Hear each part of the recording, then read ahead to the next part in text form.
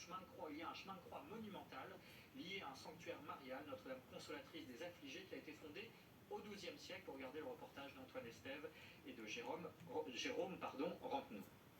L'histoire du pèlerinage de Verdelais commence ici, dans la basilique, au cœur du village, par la volonté d'un preux chevalier. Ce chevalier, Géraud de Grave, il est parti pendant la première croisade et il aurait émis le vœu, s'il s'en sortait vivant, de consacrer, en tout cas de faire un petit oratoire en l'honneur de la Vierge. Ça va être repris ensuite par des moines, la branche des bénédictins, et en fait, le premier miracle, c'est en 185. Là, ça commence. De l'autre côté de la rue, la grande montée commence, bien raide au début, puis le pèlerin aperçoit Sainte-Agonie et ses 14 chapelles sur le chemin de croix. Le chemin de croix, ça va permettre déjà de rappeler les souffrances du Christ, tout ce qu'il a enduré pendant cette montée jusqu'à la croix finalement. Et puis là, ces chapelles, elles illustrent vraiment chaque moment clé et tout ce que le pèlerin finalement doit éprouver avant d'arriver jusqu'en haut.